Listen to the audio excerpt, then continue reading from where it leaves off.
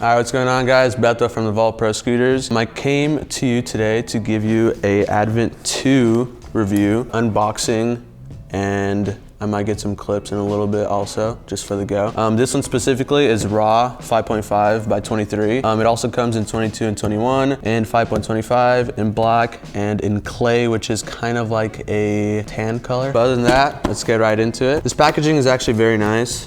These little things that come out, they each have a little native symbol on them for the go. Little nice touches like that make companies worthwhile to buy their products.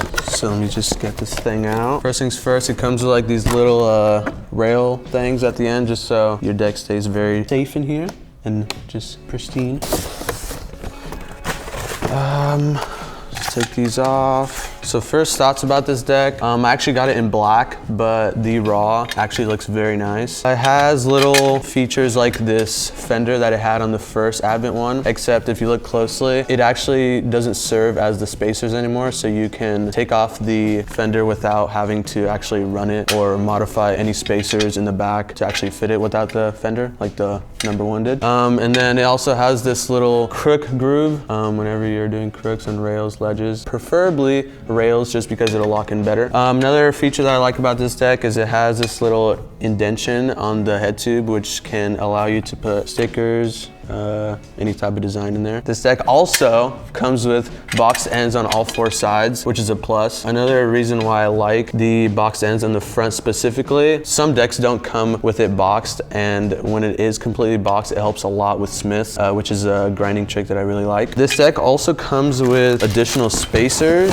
So it comes with 3 pairs. One of them is for 30mm wide wheels and 12mm. The second one is for 24 wide wheels, and then this one is just for 30mm. Most decks in the back, it's usually just your axle and then you have like a nut inside. But this one actually, the deck end has the threads already pre-installed. And so when you're tightening it, basically just tighten it right. And then once you have your Allen key over here, you can stick something like a flathead or like a really small Allen key in here so that it stops it, and then all you need is your Allen key. All right, so along with this deck comes a flat bottom, just like the V1 had. Native specifically, I believe, is the first brand that started the whole flat bottom thing. If you notice now with a lot of the newer and better street decks, they include this flat bottom just because it helps you a lot with grinds and you don't really get stuck as much. Along with the pegs at the end, these help a lot with fakie 50s, fakie feebles. All right, so now that we went over some of the simple things about this deck, we can go over the specs. So in terms of length, this is a 23 as I mentioned, and then in terms of width, 5.5 for the go. Along with this deck, it comes with concave, and just by looking at it, it's actually just a bit more concave than most decks come with, and I personally like it a lot. So for the 23, the foot space that you're going to be looking at is about 17 inches with the fender. Without the fender, I would say you'd get like maybe half an inch of foot space. And then in terms of the shorter native decks, for the 22, obviously it'll be an inch shorter, and then 21, it'll be 2 inches shorter. So in terms of weight, since this is a 23, it might be a bit heavier. But for the looks of it, it is about 4 pounds and 7.3 ounces. If you're like a weight weenie, I would not suggest buying this deck. But in terms of the weight, it does whip around very nicely, so you won't have any problems with that. So now that we have all of the specs, all the little things, all the big things covered, we're actually gonna head out to the back of the vault where we set up some ramps and rails, where I will be giving you my full and honest opinion about the deck. So let's go.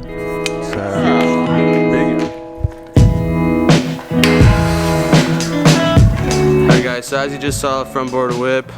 Usually this rail, if you get a little closer to it, it's pretty rusty, and on most decks you would stick, but because of the flat bottom, it actually just goes right through it.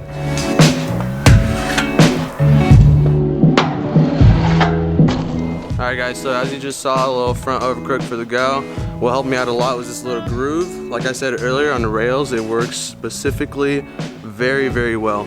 If you just come over here and we just go for a little crook, you can see that it locks in it just perfectly. And I really like that. So yeah, let's continue with the clips.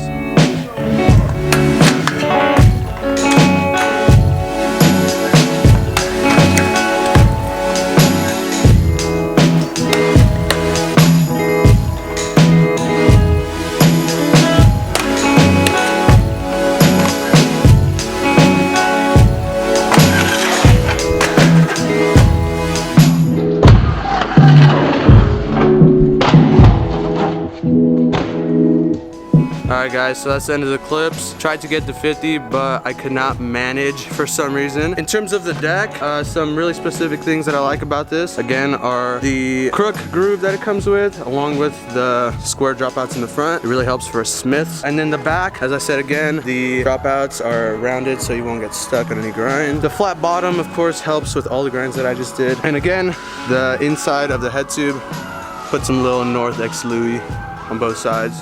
Shout out North, they're tight. All right guys, so if you guys want to see more of me, more of anybody from the shop, make sure to drop it down in the comments, and make sure to drop us a follow, both me and The Vault, on all the social platforms, YouTube, Instagram, Facebook, I think they have. And yeah, till next time guys.